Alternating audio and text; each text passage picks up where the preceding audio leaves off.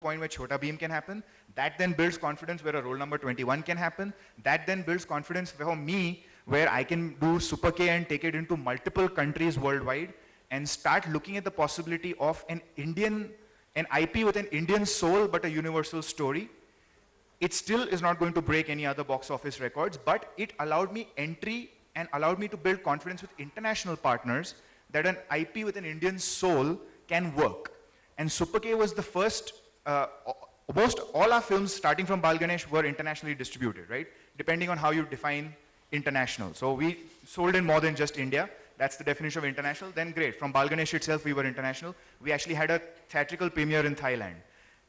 Right? But Super K was the first film that allowed us to go into other countries and target mainstream audiences, right? And that's the real, when we are talking about the potential of IP, that's really what we're talking about. We're talking about the fact that Super K didn't sell to Indians through Indian DVD distributors in India. It sold through mainstream distributors, ended up in Redbox, ended up in Walmart, ended up selling more than 100,000 copies, which is more than even a Chennai Express sells in the US, right? Or gets into a Brazilian TV channel in local Spanish dub, which is again something, so the local Brazilian audience is consuming it as a film, not as a Bollywood film, as an animation film. And that's really the door that it opened for us. I'm not saying that we are about to, conquer the kinds of scale that Hollywood does, but I'm saying that that's the path you have to follow, and that's what you have to learn from what those guys did, right? And that has now allowed us to build the confidence today where we are able to do international co-productions and work on a series like Master Blaster, where we're taking, again, an IP with an Indian soul and an Indian character, a brand associated with it, and take it internationally into multiple countries where it can work. And then the other common, very important learning in this whole journey, I believe, and you already heard the echoes of that in what everyone spoke, is that it is also about collaboration. A lot of times we want to believe that we can do it ourselves. We have great talent in this industry. We will do it all ourselves, and it should be Indian. It should be Indian, buy Indian kind of. No. Get the best collaborations going. Build the Indian soul into it and learn from them. Work with the people that you can learn from. In Super K, we started already working with international partners. The next spin-off that we did from that, we had international writers. You heard Sharad talk about that.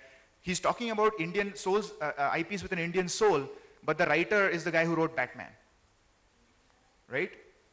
Why would you do Mahabharat? And how many of us, when we first started out, how many people in the room were thinking, okay, we'll do Mahabharat, but we'll have a Gora writing it. So, that pride, when we go away from, then you think about it purely in terms of what does it take to make this happen? A creative collaboration, great. What is it that we really do best? Let's make that happen. We can bring the Indian soul, we can bring creative elements in. But what is it that the West does best? Sharp screenplay writing that translates across boundaries, right? Hollywood has been doing that for ages. So if you want to write a sharp screenplay which translates across geographical boundaries, then you got to work with them. And you got to work with them in a way that keeps your elements in. Hollywood has done a good job of doing that. So they can make a Mulan, retain China, they can make Kung Fu Panda, and they can retain Chinese culture in it, and yet transcend boundaries. How do you work and collaborate with them, ensure that they understand the Indian soul and IP, but the screenplay transcends boundaries? And that's really the kind of collaboration that we need to work with, and that's been the other great learning for us and has so far been successful. Beyond that, we'll see next year if I'm still here on the panel, and we'll talk about how that went.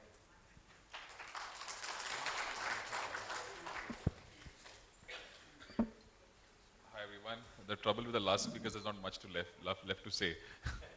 But anyways, I'm proud to be represented here, and I also represent Cartoon Network and Pogo in the country, and really proud that those are the first channels, kids channels launched in the country, and they are the top even today with 17 different channels. Our approach is quite different from looking at consumers first, the kids first, and then look at IP, then look at production processes, economics, profits, losses, all that comes second. So we spend a lot of time looking at what does a kid in Rajasthan, in Jaipur, in Kanpur, in Bombay, in Bangalore, what ticks that kid, what makes him tick, uh, how old is that kid? Uh, what does he do in school? What does she do in school? How much time does a kid, uh, you know, uh, play at home? What does he play? What are their favorite games? Get under the skin of the consumer is the first step that we do. Uh, of course, we also then figure out TV viewing habits. What do the kids like to watch on TV? Do they like to watch slow-paced, fast-paced? Is it humor? Is it action? Is it adventure? Uh, like many people spoke about character-driven storytelling. That's one of the most important learnings you've got. It has to be character-driven. And we were lucky that we have a long lineage outside the country before we came in. So we had a lot of learnings from other markets as well. Uh, Starting from there is when you then start getting ideas. That's a starting point in developing stories, getting the magic in the script, doing a lot of development before you lock in into a particular and commit to a particular project. So that is a starting point. The second part is about, I mean, like Jay was mentioning, partnership and collaboration. I mean, being the first animation, kids channel in the country, the first thing we realized was we have to invest in the animation industry. It has to be a win-win. Right from the first, shows created by Green Gold, where we collaborate, to right now where we are doing a whole lot of stuff with a whole bunch of people. It was about collaboration, and I mean, putting your money where the mouth. Collaboration is not just shake of hands. I mean, you put your money down, take the risk jointly, figure out, fail together, win together, and that's how you grow.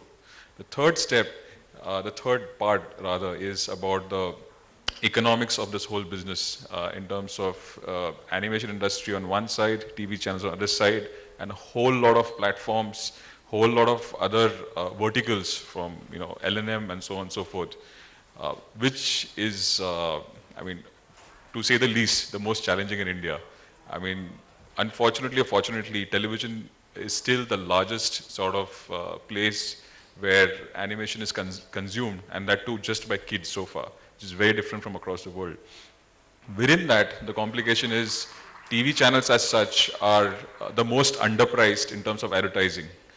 And that leads to a domino effect. It starts from there. The domino effect is, since I make less money on advertising on kids channels, with the same parity of ratings as other genres of TV channels, I will have less money to invest in content and less money to, help the IP creation process by anyone, by Turner or by any other studio. That has a domino effect. So one needs to really understand what are the boundaries of the market forces that exist in the country. I mean, like Jay again was saying, I mean, we need to really be sure can the market take it. However, once those boundaries are set, you can do magic. Roll 21, Chota, Bheem, these are all live examples of properties that have done extremely well. But it's easy to forget that for every one successful show, there'll be at least 20, shows and ideas and IPs which have miserably failed. But that's the price of success. You need to keep trying and trying till you succeed, yeah, as the old adage goes. Right. So friends, we have seen, what all of them have actually gone through while creating IP, what challenges they had, and what were the thinking really moving forward, creating Indian IPs. Some of the panelists that we have are the pioneers in creating IP in this country, and quite a few other people sitting in this room are also pioneers in creating IP. The thing is that a country where your policies and your complete ideology is kind of pressuring you down to do only services work, and to stand out against the stream and say that I would like to create IP and I would like to make it successful. And some of the key points that were touched by Jay was regarding hiring the best skills. When this process has been practiced in the world by many other people, and it took about 70 to 80 years before we started actually doing animation. And people had been practicing this form of art, of storytelling, for a long period of time. It's important that if they have set up a trend of outsourcing certain important areas where they feel they can save cost, they can very easily carve out this process to be outsourced, we as Indians and many people were also smart enough to really look at how that can be reversed. And that's one of the reasons when we also created Little Krishna and Shaktiman, which was recently been delivered, we hired American writers who could really deliver great script. And mind you, mind you that if your script is not really great, everything else falls apart. It becomes very difficult for you to deliver down the production pipeline. But the important thing is that when you have a character-based animation, you need to have the right storylines. You need to be very, very cautious of selecting the stories. And how does that make forward? So that comes to a different question altogether. We also kind of got a sense from all the talks that we had, except for, except for the story that Sharad has to tell, that it's opening up market for various other age groups and age profiles and demographics. But the issue was, by default in this country, animation is kind of positioned as kids' genre. And whether that is something which is hampering an IP creation in this country. Because if you are able to pull out animation into the family entertainment genre, you have a lot more channels paying for it, you have a lot more people engaging with the content, and that's what is going to change the story, and that's what it happened in many countries. So my question to specifically to Sharad, how do you really see this, the positioning aspect of the channel, positioning aspect of the Indian IP? When would be the right time for us to see that we actually are able to pull it out to family entertainment where we get a larger time frame? Because we heard from Krishna that the pressures are on the channels to see whether that's becoming viable, and that's why the money coming to IP is not really much, because the advertising power is not showing up. And we have an example of CBBC who came in, who was a preschool channel, but there are no ratings till the age of 4, and that's why people were not advertising. And many preschool channels have walked out, and people have optioned out of starting a preschool. I'll come to the examples of Korea and the preschool a little later, but if you can throw some light on this. I think there's a couple of interesting points you raised, and I think, we'll use the example of Krishna because he's here, and he's a rare exception to the rule as an executive, because I think he really does, as he said, put his money where his mouth is, takes risks.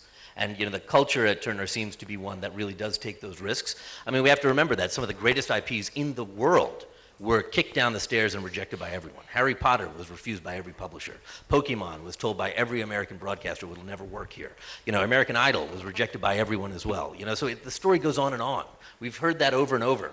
What real, I think, successful people in media know that ultimately there will be a lot of things in the graveyard before we find that success story. And ultimately, once you have that success story, of course, everyone wants to create the next one, right? And everyone thinks then that there's some sort of formula we can figure out around it. But the truth is that getting that success story is very tough. And you have to throw a lot of things against the wall before you can see something stick. And most successful entrepreneurial media companies, I think, survive on operating efficiencies. They understand that, to get to that break, that hit, you have to run a fairly tight ship and invest in the right places, right? And be able to kind of take those risks and take those swings at the bat. From where we look at it, we sort of see ourselves a little differentiated in the demo that we go after. Certainly that we think we're not going after the preschool space. We think that that's a very viable space and very attractive space, but not where our heart and soul is. And I think ultimately as a founder entrepreneur, you want to go where your passion is. You want to wake up in the morning and love what you do. And really what I love to do and I'd love to see is, why aren't we creating our Clash of the Titans, our Immortals, our Lord of the Rings, our films that sit on the global ethos, where we see these Greek myths permeating for thousands of years, and in Hollywood, seem to be dominating still, where, we're sitting on some of the best myths in the world, some of the best stories. Our Mahabharata, our 18 days, we considered our Game of Thrones. It's something that's a complex narrative, not targeting families and kids, even if it's in an animation. It's targeting, essentially 14 to 25, and, we find that the audience is much older, even who comes to it. The Japanese have been very successful with, moving the elements of anime up to an audience that's very sophisticated in who they target. Animation to them is not, defined by one demographic or one specialized area. It's a genre. and it's an area to explore all forms of storytelling. And I think, as we look at it, a lot of the animation, a lot of the comics, a lot of the stories that we create really are in the same way that we've seen, companies like Marvel as well, where you look at the comic books that they sell in the US market, the demographic is square in 18 to 25. That's who reads the majority of Marvel comics today. But their characters you never take your kid to see The Dark Knight with Heath Ledger, but you'd certainly allow them to watch Batman Adventures on Cartoon Network, right? So, the characters have an elasticity and a soul in terms of how they can appeal to multiple demographics and multiple age groups. And I think the great stories will find a way to have that elasticity in them. But that's our focus. Our focus is So really you're on saying that something it very would different. emerge over a period of time? No, it's here. I mean, we have 550 million people under the age of 25 in the next few years in India. We've got a huge revolution happening in digital. A lot of those audiences are already here. What they have, what we have is challenges in distribution.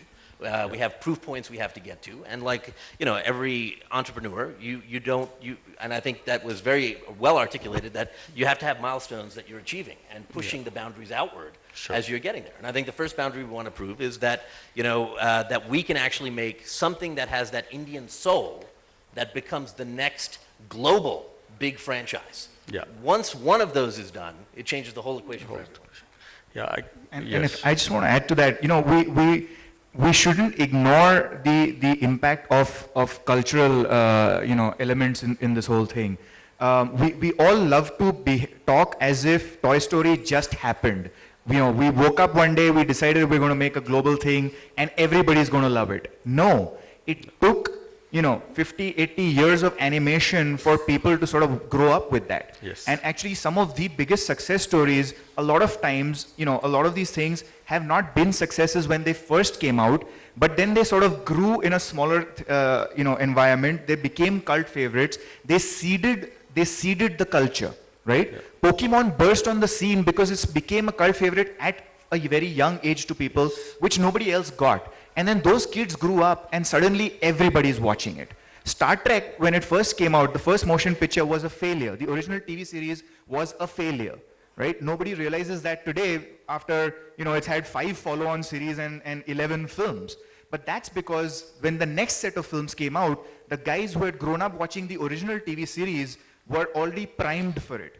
So it's not that you could wake up today and say, oh, we're going to create a franchise and aim it at 35-year-olds. Those 35-year-olds were 15 or 12 when they first watched it, and now when they're 35, they're revisiting those roots. Yeah, so the reason superhero films are working today is because you grew up with those comic books. Yeah, so- right? so- And what we are seeing already, and I'm sure Rajiv will back me up on this, the guys who were watching Bal Ganesh 5 years ago are still my consumers today when I'm making something. They were 6 years old back then. Today I'm making a series targeted at 12-year-olds, and they're still my consumers, and they haven't forgotten Bal Ganesh. The kids who are growing up with Chhota Bheem, they are going to continue to be, oh, I want to watch. And they're breaking away from that, oh, it's a for kids mindset. It is there. It is very much there. The reality today in India is in theatrical distribution. And I will emphasize this. In theatrical distribution, animation is for kids only. Parents do not go to theaters to watch animation films. They go to theaters to take their kids to animation films. In theatrical distribution only. Right? Okay, Once so you go beyond that, So my question to you again is that, are we trying to derive that the parents who grew, because animation actually started with 1993, 94 with Cartoon Network in India. So we are exactly around 2 decades, we are approaching 2 decades at this point in time. So do you mean to say that the kids who grew in the last 20 years, when they become parents, and they would because they grew on animation content, they didn't grow on, the comic books and rest of the stuff. But they grew on imported animation content, and they are actually already as adults watching imported animation content today. No, that's what I'm saying. So The ones who are mean to say watching that- original Indian IPs are really still we are only about 7 years into that phenomenon. Absolutely. So 7 years from now, absolutely, their kids, they will make sure they are going into the theaters with them. So my question to you is, because you are into distribution also, my question to you is that we will have to wait for another 5 to 7 years or 10 years before we see that phenomenon change. No. So the beauty of the way things work today is what took Hollywood 50 years took us only 20 years to achieve. If we just talk about technical parity on animation. So if we talk about the same thing as a cultural aspect or as a marketing and distribution aspect, what took them 20, 30 years to do, we will achieve in far less time. And Yeah. there are other things which are tipping the scales, Yes. right? And actually, Krishna is better placed to talk about this than I am. But for example, I agree with him. It was a domino effect because of the advertiser, right? Great. But now we've got digitization coming in. We've got Puneet Goenka saying that Z network is going towards, in the next 3 years, is going to become 50% subscription revenue and only 50% advertising, which lends a certain stability to your revenue and an ability to take risks on the content, Sure. right? And I'll people come who are to- already taking risks will get further bolstered by that. Yeah, I'll come to another question to Krishna because he analyzes these things very clearly. Uh, it's something that when you and me grew up as kids, our parents exactly knew what information we were exposed to. But you as parents today, and especially when you try to analyze data, uh, for our kids, we don't know what information they are exposed to today. It makes our content creation even more challenging because they are exposed to a lot more things. And I agree with Jay that probably we might not have to wait for 50 years, but the cycle might be much faster because of a lot of other formats that have emerged, and the exposure to these kids is much larger than what we had. So how do you see Indian IP making its positioning into the global markets and even within India with these parameters going forward? No, it's simple. I mean, in theory, it's simple because